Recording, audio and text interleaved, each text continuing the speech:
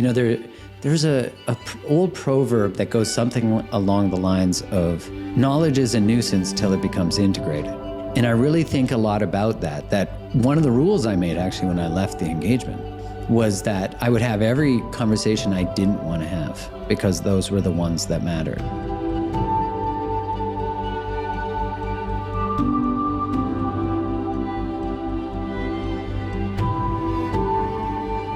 Hello and welcome to the Time Has Come podcast. My name is Graham Wardle, and we are streaming live right now to our members of timehascome.com for this live interview podcast recording with Mark Groves. I'm very excited to speak with him. I first met Mark years ago at a Monetize Your Mind conference in Kananaskis, Alberta, with Sarah Swain there and wonderful speakers and people coming together and collectively sharing their wisdom and their insights. Mark was there. I chatted with him backstage. Fantastic human being, very funny, very compassionate man. And we got along. And I was like, you know what? I would love to chat with this guy in the future. And I bumped into him again. I think it was maybe a year or so later. We were walking through the grocery store in Calgary in the Community Natural Foods. And I said, hey, that's Mark Groves. And so I went up to him, we had a chat. Anyways, long story short, he's on the podcast today, and I'm so excited to chat with him. I want you guys to grab yourself a pen and paper, okay? Because Mark's all about relationships. So I want you to think about a relationship in your life that you want to improve. There's some growth that you want there, that you want to dive into it. I want to make this personal for you and valuable to you. So think about a relationship in your life that you want to improve. Maybe it's with your finances, maybe it's a relationship with your significant other.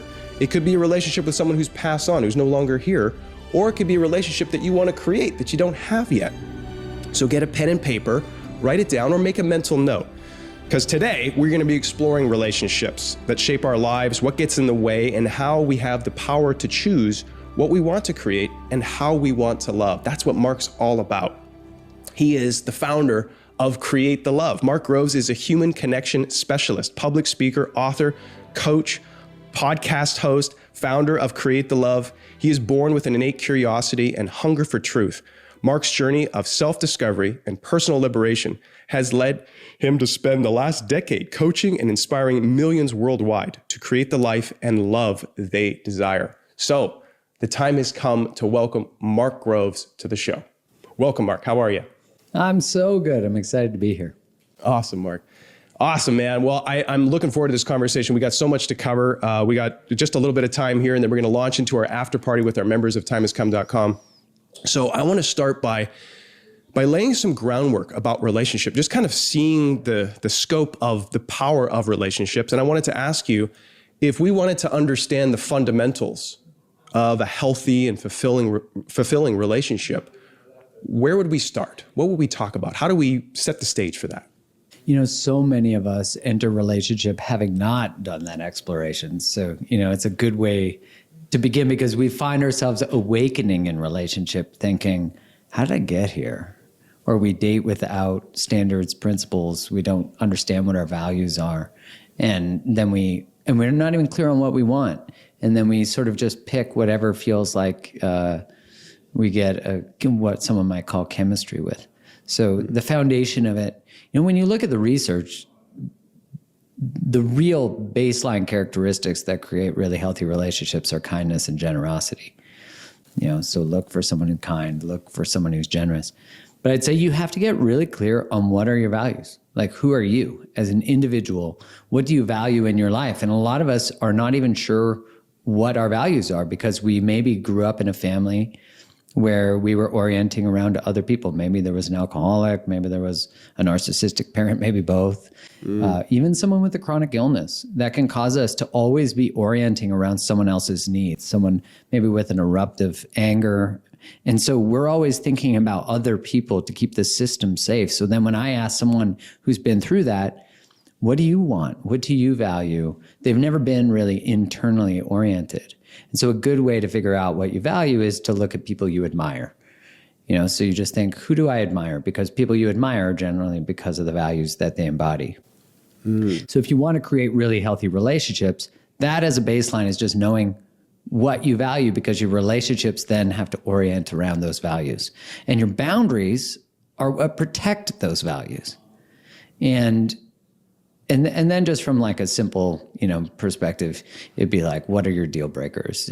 Do they drink? Do they not drink? Do they want kids? Do they not want them? All the simple stuff. Yeah, awesome.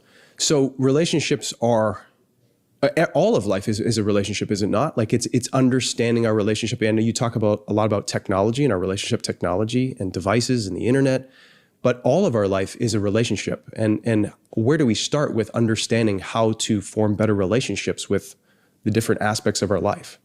Is it getting to know yourself? Well, you're dead on. It's like everything that's not you, you're in a relationship with. Now, of course, you're obviously in a relationship with yourself, with your own internal dialogue, and you're negotiating.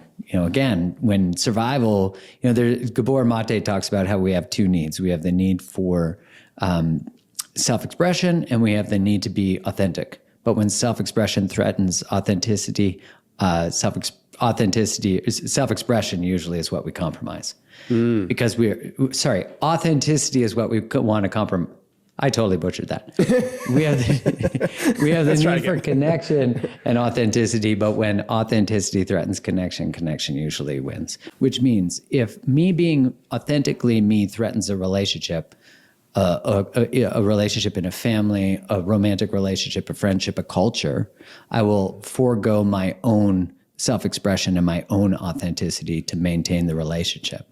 So what I see is that everything that you have friction with, so that could be a relationship to food, that could be a relationship to your body, that could be a relationship to your phone, that could be a relationship to a romantic partner. They're all offering you information about where you're not yet free.